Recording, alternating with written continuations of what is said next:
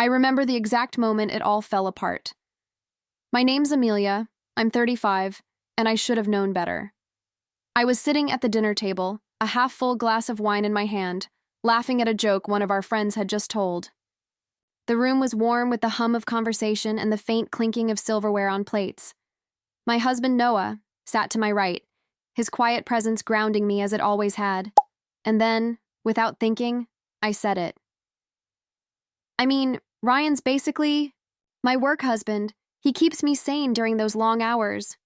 The words tumbled out casually, wrapped in a smile meant for the group, not realizing the weight they carried until it was too late. There was a moment of silence, so brief I might have missed it if I hadn't been sitting right next to him. Noah didn't say anything, but the way his shoulders stiffened, the way his hand paused mid-reach for his drink, it was enough to send a chill down my spine. I brushed it off in the moment, laughing along with everyone else as the conversation shifted. But that look, God, that look he gave me, it stuck. Like he'd just seen a side of me he didn't recognize. And maybe he had. After everyone left, the house felt unbearably quiet. I busied myself with the dishes, hoping to fill the space, to shake off the nagging sense that something was wrong. Noah stood at the sink, rinsing plates in silence. I waited for him to say something, to bring it up, but he didn't. When I couldn't take the silence anymore, I broke it. Are you okay? He didn't look at me. What do you mean? You've been quiet. Is it about what I said earlier? The whole work husband thing? It was just a joke, Noah. He placed the plate he was rinsing onto the rack with a little too much force. Was it? I froze, unsure of how to respond. Of course it was. You know how I joke around. Yeah, I know, he said, finally turning to face me. His expression was calm, but his eyes... I'd never seen him look at me like that before. It wasn't anger, it was something deeper, something harder to define. It's not the joke. Amelia, it's what's behind it. What's that supposed to mean? I snapped, more defensively than I intended. He shook his head, a bitter smile tugging at his lips. Never mind. And just like that, he walked away, leaving me standing there with soap suds on my hands and a knot in my stomach. That night, he slept on his side of the bed, his back to me. I wanted to reach out, to say something that would make it better, but the words wouldn't come. Instead, I lay there staring at the ceiling, the weight of his silence pressing down on me like a physical thing. The next morning, he left for work without saying much. A quick bye over his shoulder, no kiss, no lingering glance. It felt like a punch to the gut. I spent the day replaying everything in my head. The way his jaw tightened when I mentioned Ryan. The way his eyes searched mine, like he was trying to find something that wasn't there. I told myself he was overreacting, that it was just a stupid comment, but the doubt crept in anyway. By the time he came home that evening, I'd convinced myself I needed to fix it, to smooth things over before they spiraled further. I greeted him at the door with a smile, his favorite beer already chilling in the fridge. But he didn't seem to notice. He mumbled something about being tired and went straight to the bedroom. It was like this for days. Noah retreating into himself and me scrambling to make up for something I wasn't even sure I'd done wrong. I tried to talk to him, to explain, but every attempt felt like I was hitting a brick wall. Can we just talk about this? I begged one night, sitting across from him at the dinner table. What's there to talk about? He said, not looking, up from his plate. I didn't mean anything by it, Noah. You know that, right? He sighed, finally meeting my eyes. It's not about what you meant, Amelia. It's about what you didn't say, about what you've been hiding. I'm not hiding anything, I said, my voice rising. Aren't you? His words were quiet, but they cut through me like a blade. He pushed his chair back and stood, leaving his half-eaten dinner behind. I'm going for a walk. And just like that, he was gone again. I sat there in the empty kitchen, the weight of his words sinking in. What had I been hiding? It wasn't like I was having an affair. Ryan was just a friend, someone I vented to about work, someone who made the long hours a little more bearable. But as I sat there, staring at the untouched food in front of me, I couldn't shake the feeling that maybe, just maybe, there was more to it than that. The nights without Noah grew longer, the silence in our home heavier with each passing day. I'd always thought of myself as someone who thrived in her own company, but now, being alone in a house that still smelled like him felt unbearable. The little things began to gnaw at me, the empty side of the bed, the sound of his car pulling into the driveway that no longer came, the way I'd instinctively set 2 plates for dinner before realizing he wasn't there to share it. I kept waiting for him to come back, for the door to swing open, and for this whole thing to blow over like an afternoon storm. But he didn't, and it didn't. Instead, I threw myself into work, into the one place where I felt like I had some semblance of control. Ryan noticed, of course. He always noticed. "You've been quiet lately," he said one afternoon as we worked through the mountain of emails that never seemed to stop coming. I forced a laugh, brushing off his concern. "Just tired, you know. How it is." But he didn't look convinced. "You sure? You've been different. Is everything okay at home?" The question caught me off guard. Ryan had a way of being both disarmingly observant and infuriatingly persistent. For a moment, I considered telling him the truth, unloading all the confusion and guilt that had been eating away at me. But then I thought of Noah, of how he'd hate the idea of me confiding in Ryan about something so personal. "Everything's fine," I said, forcing a smile. "Really?" He nodded, but the concern in his eyes lingered, and for the rest of the day I couldn't shake the feeling that he saw right through me. It wasn't until I got home that evening that I realized just how much I'd been avoiding my own thoughts. The house felt emptier than ever, every room a reminder of the life I'd managed to unravel in just a few short weeks. I poured myself a glass of wine, my second that evening, and sat on the couch, staring at my phone. I'd scrolled through our old photos so many times they'd started to blur together. Pictures of us on hikes, at family gatherings, at that tiny seafood shack we stumbled upon during our anniversary trip last year. In every shot, Noah's smile was the same, warm, genuine, like he was utterly at peace. And me? I looked happy too. But as I stared at those images, I couldn't help but wonder if it had all been a facade. Was this crack in our marriage something new, or had it been there all along, just waiting for the right moment to split wide open? I thought back to the night of the dinner party, to the look on Noah's face when I'd mentioned Ryan.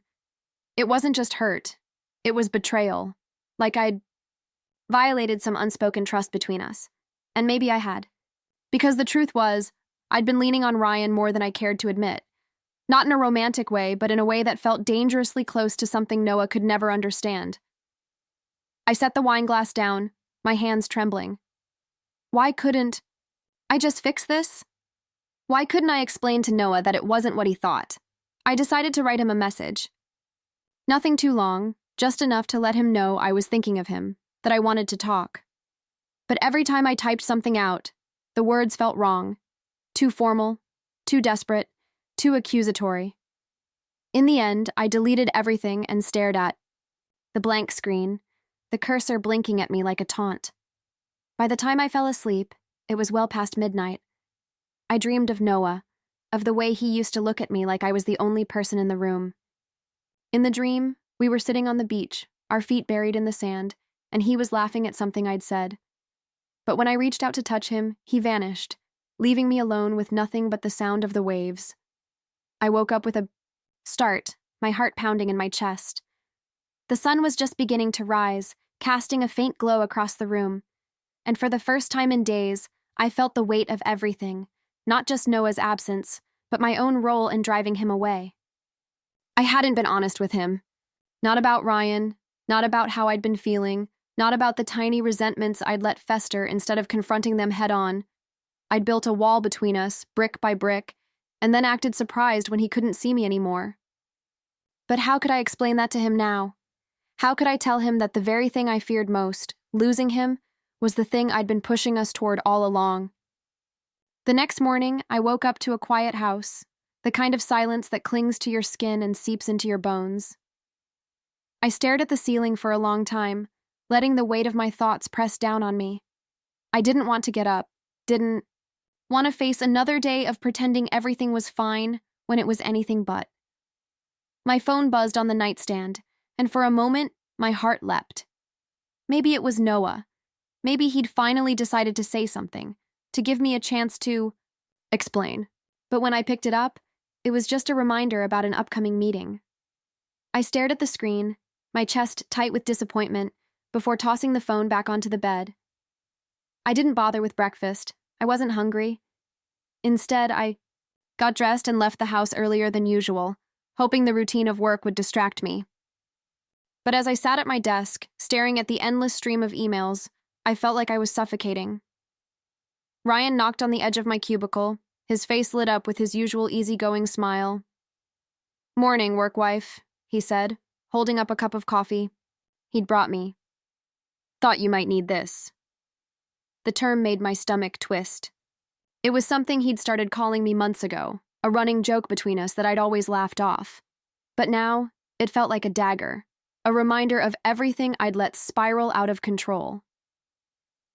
"Thanks," I said, taking the cup from him. My voice was flat and I could see the confusion flicker across his face. "You okay?" he asked, leaning against the side of my desk. "I'm fine," I said quickly, avoiding his eyes. "You sure? You've seemed off lately. Is it Noah?" I froze, my hand tightening around the coffee cup. "What do you mean?" He shrugged. "I don't know. You've mentioned things being tense at home before. I don't want to pry, but if you ever need to talk, I'm here." The kindness in his voice should have comforted me, but instead, it made me feel exposed, like he could see right through the walls I'd been trying to hold up. "Thanks, Ryan," I said, forcing a smile. "I appreciate it." He nodded, giving me one last concerned look before walking away. As soon as he was gone, I let out a shaky breath, the tension in my chest threatening to choke me. For the rest of the day, I avoided him. I avoided everyone, really. I couldn't bear the thought of talking to anyone, of pretending everything was okay when my world felt like it was crumbling. When I got home that evening, the house felt even emptier than usual. I dropped my bag by the door and stood there for a moment, staring at the space where Noah's shoes used to sit. I thought about the way he used to greet me after work, pulling me into a hug before I'd even had the chance to set my things down. I thought about the way he'd make dinner for us on the nights I was too tired, always humming some off-key tune under his breath. I sank onto the couch, my head in my hands. How had it come to this? How had I let things get so bad? My phone buzzed again, and for the second time that day my heart leapt. But when I looked, it wasn't Noah. It was a text from Ryan. "Hey, just checking in.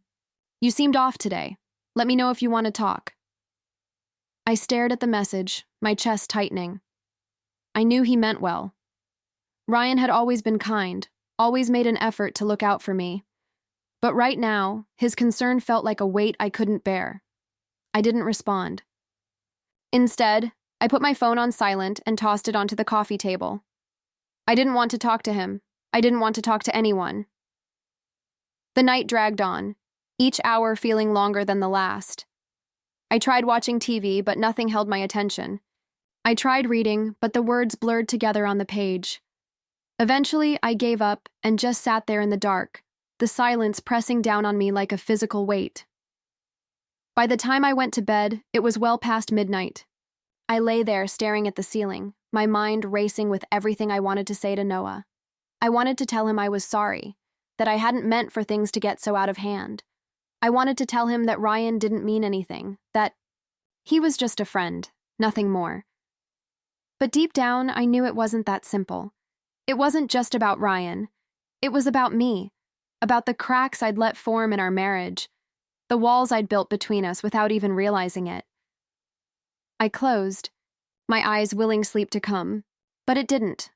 All I could think about was the look on Noah's face the night he walked out, the way his voice had cracked when he said he needed space.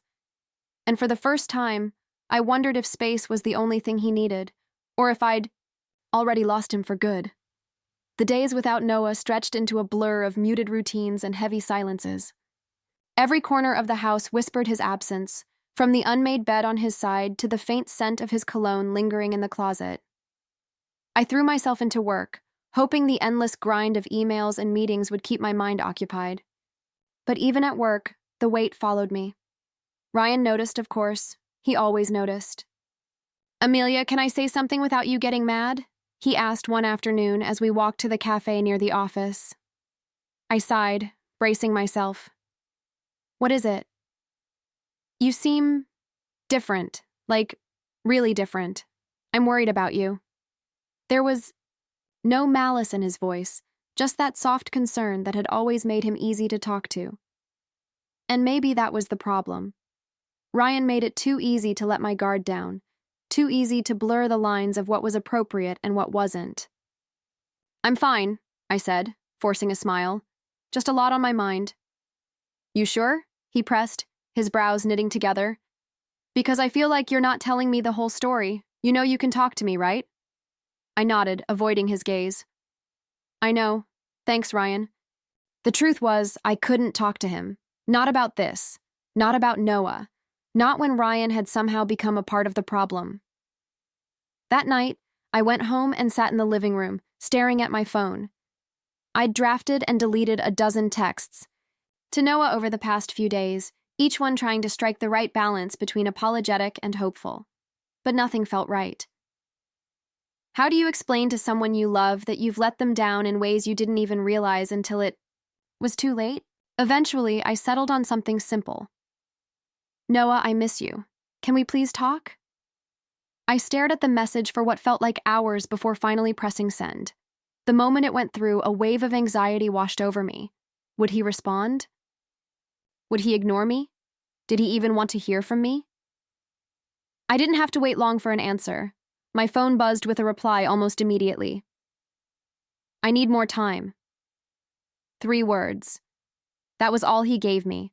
I wanted to scream, to cry, to throw my phone across the room. Instead, I sat there, the weight of his message sinking into my chest like a stone. What did he need time for? To think? To decide if he wanted to come back? To figure out if he still loved me?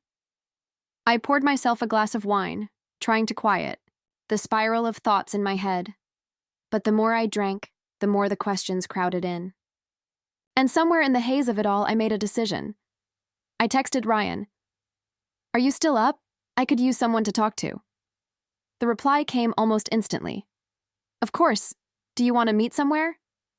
We met at a small diner on the edge of town, the kind of place that stayed open late and served coffee that tasted like cardboard. Ryan was already waiting when I arrived, his expression a mix of concern and relief. "Hey," he said, standing up as I slid into the booth across from him. "You okay?" I nodded, though the truth was I wasn't. I just needed to get out of the house. "Understandable," he said, his voice gentle. "Want to talk about it?" I hesitated, the words catching in my throat. Part of me wanted to spill everything, to let him in on the mess I'd made of my marriage. But another part of me, the part that still clung to the hope of fixing things with Noah, held back. "I'm just struggling," I said finally, my voice barely above a whisper. Ryan reached across the table, his hand brushing mine. It was meant to be comforting, but it felt like something else entirely. I pulled my hand back, wrapping my fingers around the coffee cup in front of me. "You don't have to go through this alone, Amelia," he said, his eyes searching mine. "I know," I said, forcing a smile. "Thanks, Ryan." The rest of the night passed in a blur of small talk and awkward silences. By the time I got home, I felt even worse than before. Meeting Ryan hadn't helped. If anything, it had only added to the guilt swirling inside me. I sat on the edge of the bed, staring at my reflection in the mirror. I didn't recognize the woman looking back at me, her eyes hollow, her face drawn. And in that moment, I realized something. I wasn't just losing Noah. I was losing myself. The realization hit me like a freight train, and for the first time in weeks, I couldn't ignore it. I'd been so focused on what Noah might be thinking, on whether he was angry or hurt or done with me, that I hadn't stopped to face the reflection staring back at me. Who had I become? I thought about all the moments I'd dismissed as harmless, all the justifications I'd made for letting Ryan into parts of my life that should have been reserved for Noah. I'd convinced myself it was innocent, that Ryan was just a friend, a coworker, a confidant. But the truth was messier, uglier.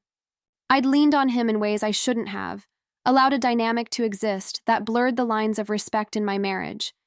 And when Noah confronted me about it, when he'd begged me to see what he saw, I'd shut him out. I didn't sleep that night.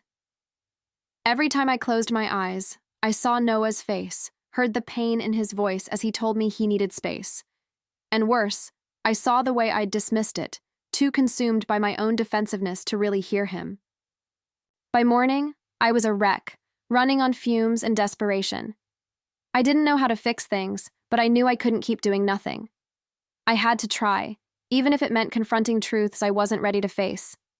I called in sick to work, ignoring the buzz of texts from Ryan asking if I was okay. I couldn't deal with him right now.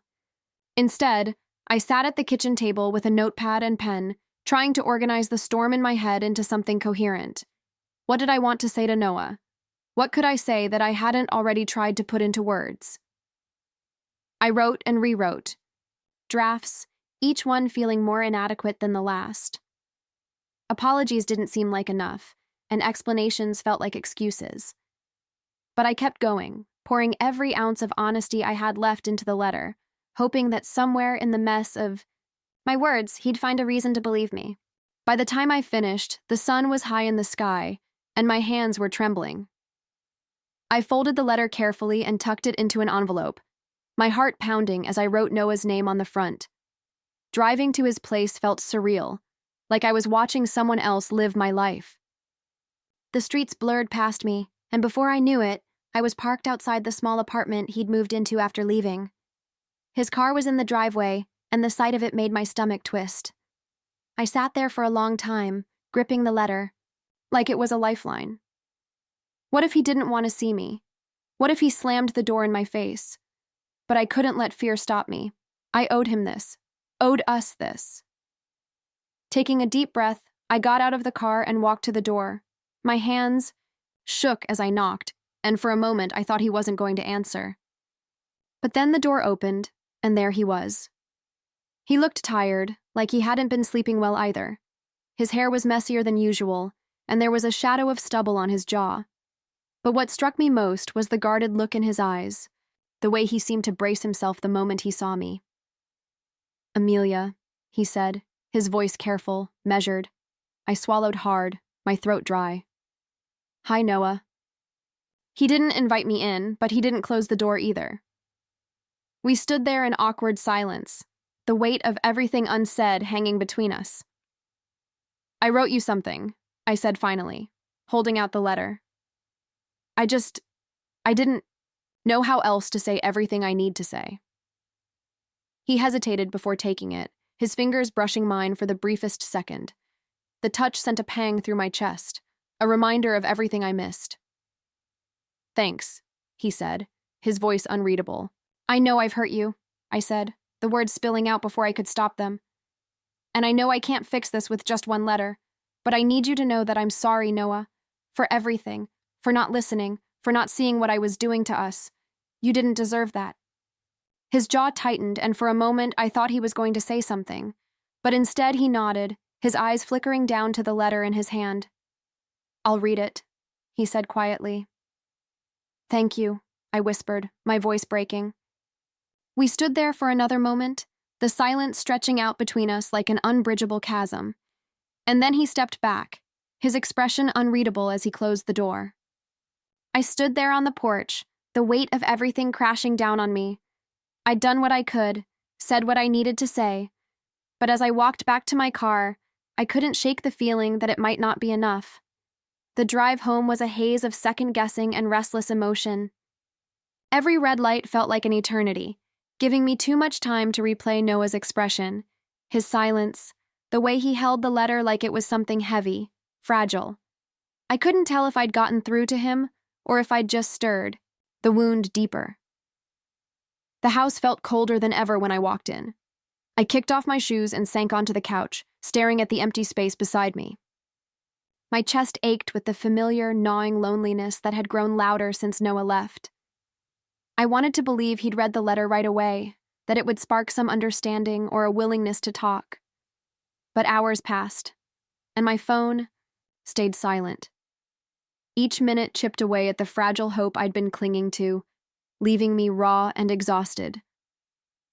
By the time night fell, I couldn't take the silence anymore. I grabbed my phone, opened our old text thread, and stared at it, my fingers hovering over the keyboard.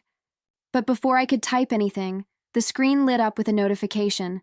My heart leapt as I saw Noah's name, a knot of nerves and anticipation tightening in my stomach. The message was short, just like the last one. I read it. My breath caught. That was it? No reaction, no questions, no hint at where he stood. The silence that followed felt louder than anything he could have said.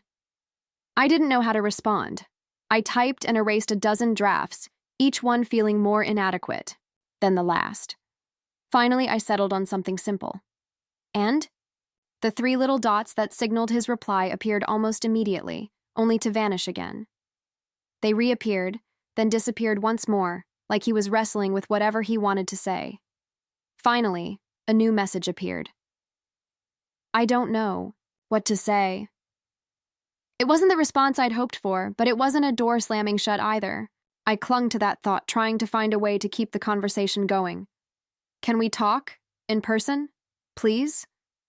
This time his reply came quickly. Not yet. The 2 words stung more than I wanted to admit. I set the phone down, pressing my hands to my face as frustration and heartache bubbled to the surface. He was still keeping me at arm's length, and I didn't know how to break through. The next few days passed in a blur of restless waiting. I checked my phone constantly, my chest tightening every time a notification popped up, only to feel the sharp sting of disappointment when it wasn't him. Ryan tried to reach out again, leaving me a voicemail when I ignored his texts. Amelia, I don't know what's going on, but I'm here if you need me. Just let me know you're okay, all right? I deleted the message without listening to the rest. His concern, genuine or not, felt like an anchor I couldn't afford to carry anymore. I'd let him into my life too much already, and it had cost me more than I could have imagined. But even as I resolved to distance myself, I couldn't shake the memory of Noah's voice the night he confronted me. The way he'd asked, "Why do you let him have so much of you? What about me, Amelia? What about us?"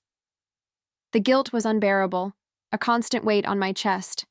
I wanted to scream at the universe, at myself, at the choices that had brought me here. Finally, after another sleepless night, I made a decision. I wasn't going to wait for Noah to decide whether I was worth fighting for. I needed to fight. For him, for us. The next morning, I called in sick again and drove to the bookstore where Noah used to spend his Saturdays. It was a quiet little shop, tucked away on a side street, and I hoped against hope that he might be there. When I walked in, my heart skipped a beat. He was sitting in his usual spot by the window, a cup of coffee in front of him and a book in his hands. He looked so familiar, so achingly him, that it almost broke me. For a moment, I just stood there, watching him. He looked calm, but there was a tension in his shoulders, a subtle heaviness in the way he turned the pages. I took a deep breath and walked over, my footsteps soft against the wooden floor. He looked up as I approached, his expression shifting from surprise to guarded neutrality. "Hi," I said, my voice trembling. "Amelia," he said, setting the book down. His tone was cautious but not unkind. "Can I sit?" I asked, gesturing to the chair across from him. He hesitated for a moment before nodding. As I sat down, the weight of everything unsaid hung heavy between us. I didn't know where to start, but I knew I couldn't leave without trying. "I know I hurt you," I began, my voice barely above a whisper. "And I know I can't fix that overnight. But I need you to know that I'm willing to do whatever it takes to make this right." His eyes searched mine, a flicker of something I couldn't quite read crossing his face. For the first time in weeks, I felt a spark of hope. Small and fragile, but enough to keep me going. We sat there in silence for what felt like an eternity. The hum of soft music playing in the bookstore and the occasional clink of cups being set down around us filled the air, but between us the stillness was almost unbearable. Noah stared at his coffee, his fingers tracing the rim of the mug absent-mindedly. I could see the tension in his posture, the wariness in his eyes when he finally looked up at me. "Why now?" he asked quietly.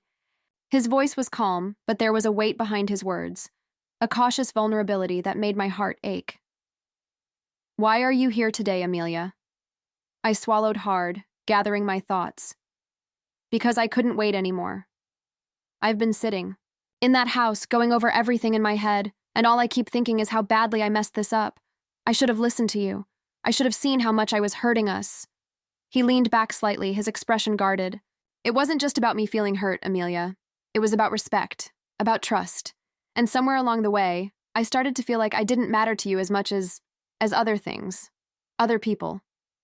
I flinched at his words, my stomach twisting with guilt. "You do matter, more than anything. I lost sight of that. I let myself get caught up in work, in distractions, in this idea that I could juggle everything without thinking about how it made you feel.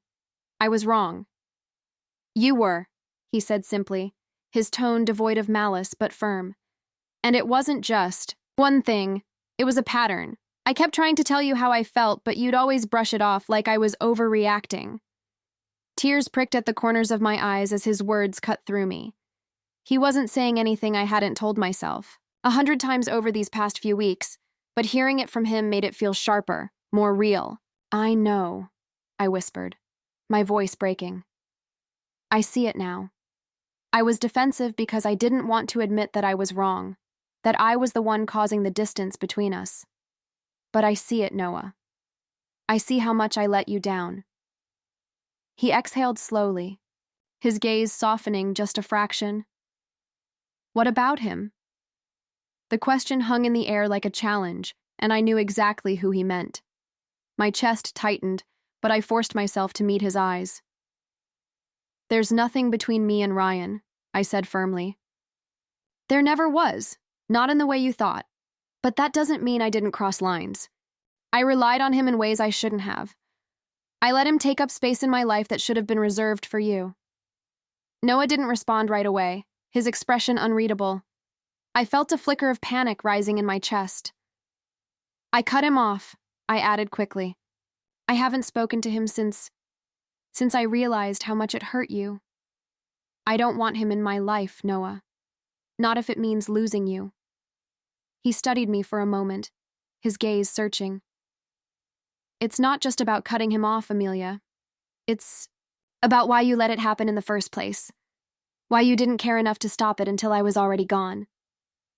His words hit me like a punch to the gut, but I couldn't argue with him. He was right. I'd let it happen because I hadn't been paying attention, because I'd taken his love for granted. I think I was scared," I admitted, my voice trembling. Scared of facing the parts of myself that I didn't like. Scared of what it would mean if I admitted I wasn't as perfect or put together as I wanted to seem. And instead of dealing with that, I threw myself into work, into distractions, into anything that kept me from looking at what was right in front of me. Tears were streaming down my face now, but I didn't try to wipe them away. I didn't care how I looked or how vulnerable I seemed. All I cared about was him, about saying the things I should have said months ago. "I don't expect you to forgive me overnight," I said, my voice cracking. "I don't even know if you can forgive me at all. But I need you to know that I'm willing to do whatever it takes to make this right. I love you, Noah. I love you so much. And I'm so sorry that it took losing you to make me realize how badly I screwed up." He looked down at the table, his fingers tightening around the edge of his coffee mug. For a moment, I thought he wasn't going to say anything, and the silence felt like it might crush me. But then he sighed, running a hand through his hair. "Amelia, I don't know if I can just jump back into this.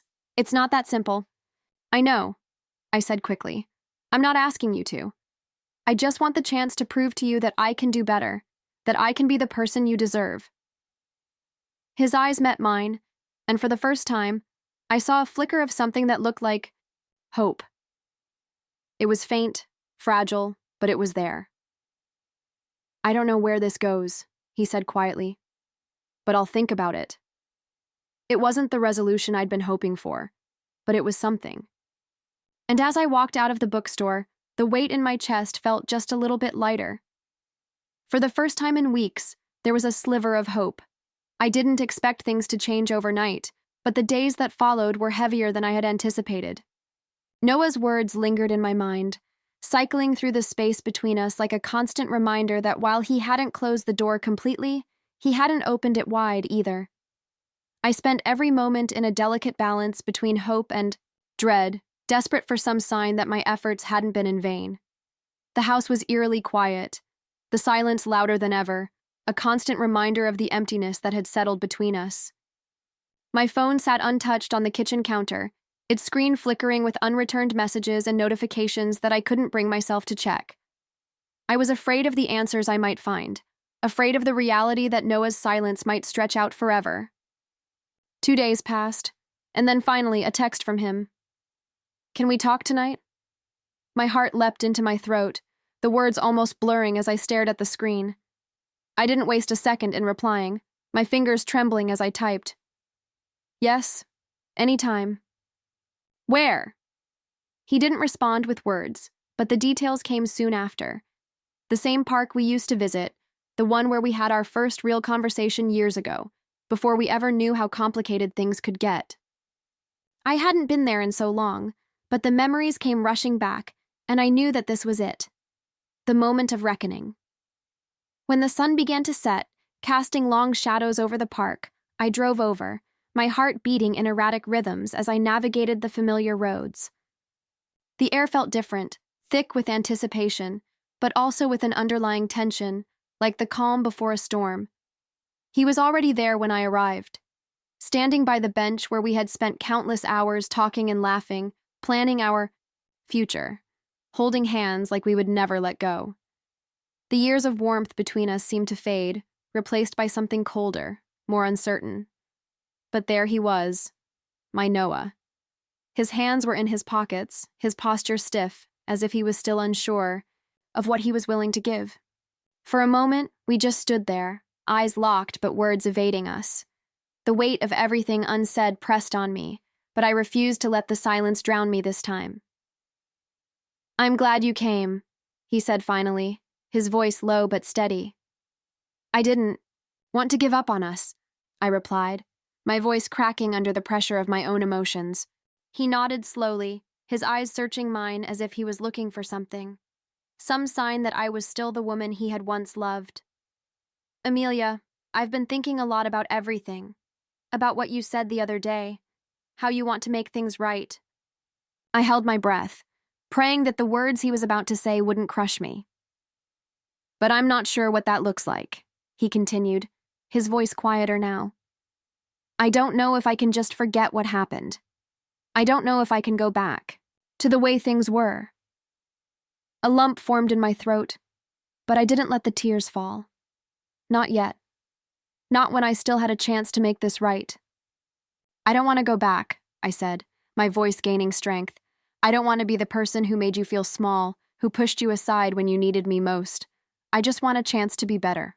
For us." His gaze softened, just a little. "I want to believe you, I really do. But it's going to take time, Amelia. I need time to process everything." "I can wait," I said without hesitation. "I'll wait for as long as it takes." His lips parted, but no words came out at first. He seemed lost in thought, weighing the decision, perhaps wondering if there was a way to rebuild what we'd lost without it feeling like a gamble. The silence between us stretched again, but this time, I didn't feel the need to fill it with desperate words.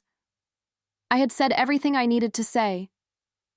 He stepped closer then, his hand reaching out, and for a brief moment, I thought he might pull me into his arms like he used to. But he stopped just short, his fingers brushing mine gently, almost hesitantly, as if testing the waters.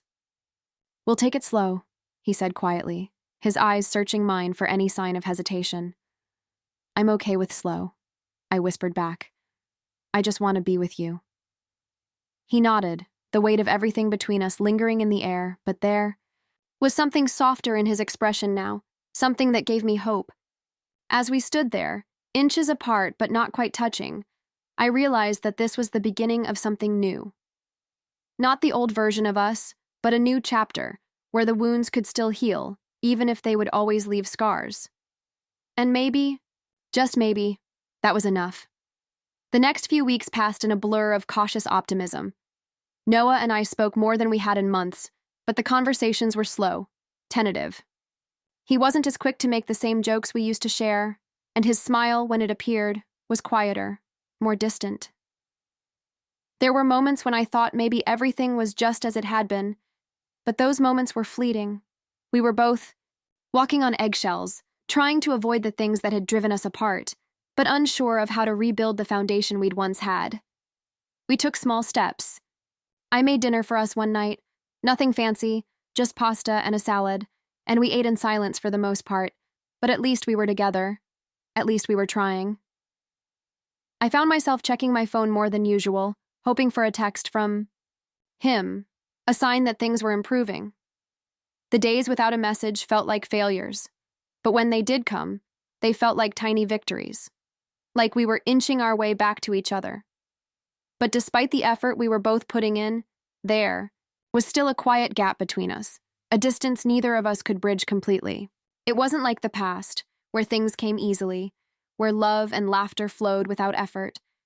Now everything was measured, every word considered, every touch hesitant.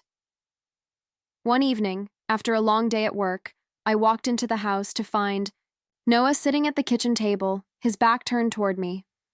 The lights were dim, and the air in the room felt thick with unspoken words. I knew something was off before he even spoke. "I think we need to talk," he said quietly, not turning around. My stomach dropped, a sinking feeling spreading through me. I had been so sure, so convinced that we were on the path to healing, but something about his tone made me feel like the ground beneath me was shifting again. I sat down across from him, my heart pounding in my chest. "What is it?" I asked, trying to keep my voice steady, though my mind was racing. He turned to face me, his expression tight, his jaw clenched. There was a heaviness in his eyes, one I hadn't seen in weeks. "I've been thinking," he started, his voice low, "and I'm not sure I can keep doing this." I froze, the words hitting me like a slap. My heart raced as I tried to process what he was saying, my mind scrambling for a response. "What do you mean?" I asked, though I already knew the answer. He was pulling away, again. "I'm not sure if we can get back to where we were," he said, his voice tinged with sadness. "I don't think I can just forget everything that happened, Amelia, and I'm not sure that's fair to either of us." The words felt like a punch, and for a moment I couldn't breathe. I had worked so hard to fix things, to prove to him that I could be better, that I could make it right. But here he was, telling me that it wasn't enough. "I don't want to lose you," I whispered, my voice trembling with the weight of everything I had been holding in. "I've been trying, Noah. I've been trying so hard, and I don't know what else to do." "I know," he said softly. "But I don't think trying is enough anymore, not after everything that's happened." The silence between us stretched out, thick and suffocating. My mind screamed with everything I wanted to say, all the defenses I wanted to build, but I didn't know how to make him see how much I still loved him, how much I wanted to make it work. For the first time, I understood what he meant by fair. The idea of forcing him to stay, of trying to make something work when the foundation was cracked beyond repair, it didn't feel fair to him either. I started, my voice barely a whisper. "I guess I'm just afraid that if we let go, we'll never find our way back." His eyes softened, and for a moment, I saw the man I had fallen in love with, the one who had promised me forever, who had been my partner in every sense of the word. But then it was gone again, replaced by the weight of everything that had come between us. "I'm afraid of that too," he said, his voice barely audible. "But I don't know if we can keep doing this, Amelia. Not like this." And there it was, the finality. I could see it in his eyes, hear it in his voice. The resignation, the acceptance that no matter how hard we tried, some things couldn't be fixed. Some things were too broken to mend. I stood up slowly, feeling the weight of the moment pressing down on me, crushing me under its heaviness. I didn't know what to say, how to beg him to stay, how to ask for more time, more chances. I just stood there, feeling the distance between us grow wider with every passing second. "Maybe it's time we let go," he said softly, his voice filled with a sorrow I couldn't quite reach. I nodded slowly, the tears welling up in my eyes, but I didn't let them fall. I didn't know what to do, what to say. I didn't know how to walk away from the love I had spent so long fighting for. As I walked out of the room, my heart breaking with each step, I realized that maybe, just maybe, he was right. Maybe this was the end of something I couldn't save, something that had run its course, no matter how hard I had fought to keep it alive. And maybe, just maybe, the hardest part was knowing that I would never get the chance to explain myself, fully, that I would never get the chance to show him how sorry I truly was. The door closed behind me, and I realized that the hardest goodbye is often the one that comes when you still have so much left to say.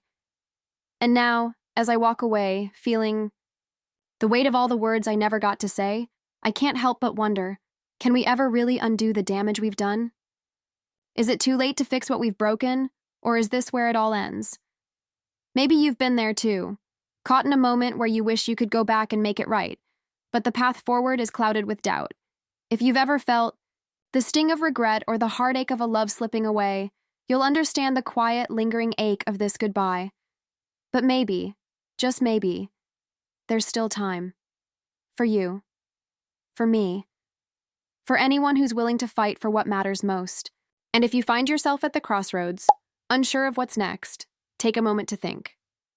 What would you do if you still had the chance? It's never too late to start again. But maybe we just need to figure out how.